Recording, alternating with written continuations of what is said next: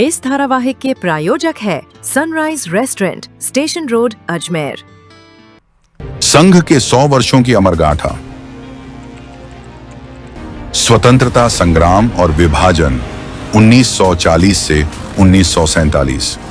सन 1940 भारत स्वतंत्रता संग्राम की ज्वाला में तप रहा था।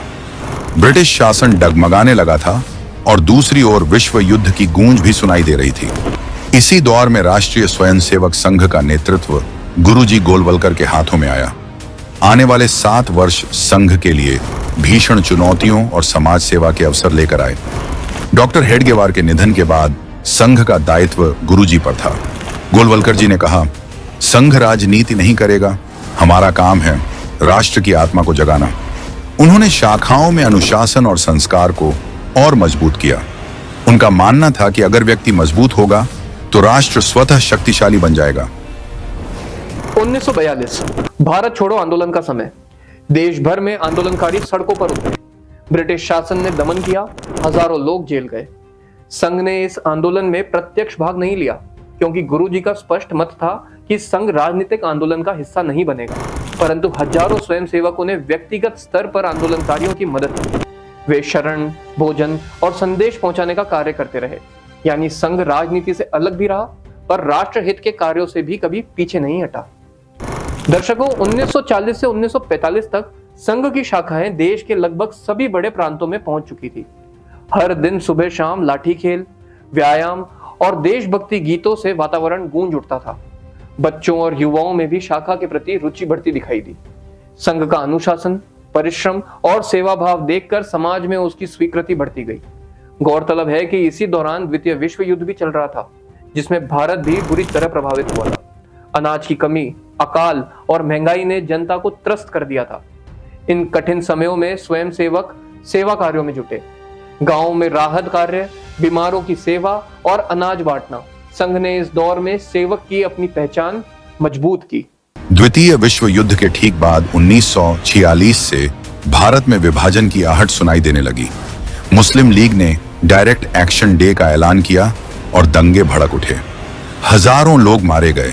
इस कठिन समय में भी संघ पीछे नहीं रहा और स्वयंसेवक पीड़ितों की मदद में खड़े हो गए।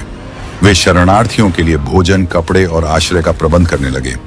कई स्वयंसेवक गांव-गांव जाकर दंगों को रोकने में भी जुटे।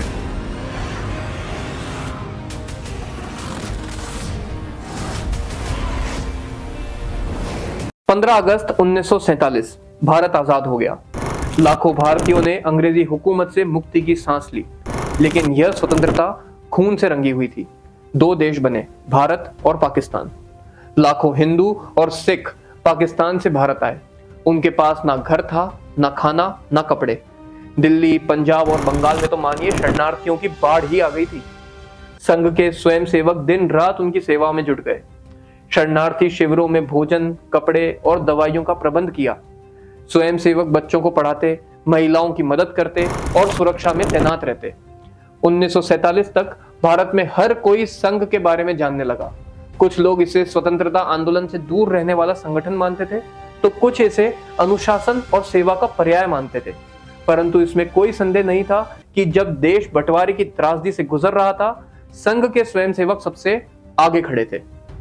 तो दर्शकों, ये था इस श्रृंखला का तीसरा एपिसोड, जहां हमने देखा कि कैसे स्वतंत्रता संग्राम और विभाजन के वर्षों में संघ ने राजनीति से दूरी बनाए रखी, परंतु समाज सेवा में अग्रणी भूमिका भी निभाई। 1947 का विभाजन संघ के लिए परीक्षा की घड़ी था, लेकिन आने वाला समय और भी कठिन था, क्योंकि 1948 में महात्मा गांधी की मृत्यु हुई और संघ को सबसे बड़ी चुनौती का सामना करना पड़ा। अगले एपिसोड में हम जानेंगे कि कैसे गांधी जी की हत्या के आरोपों और प्रतिबंधों के बीच संघ ने अपने अस्तित्व की लड़ाई लड़ी। कल फिर मिलेंगे इस श्रृंखला के अगले एपिसोड के साथ। धन्यवाद। जय श्री राम। इस धारावाहिक के प्रायोजक है sunrise restaurant, station road, Ajmer.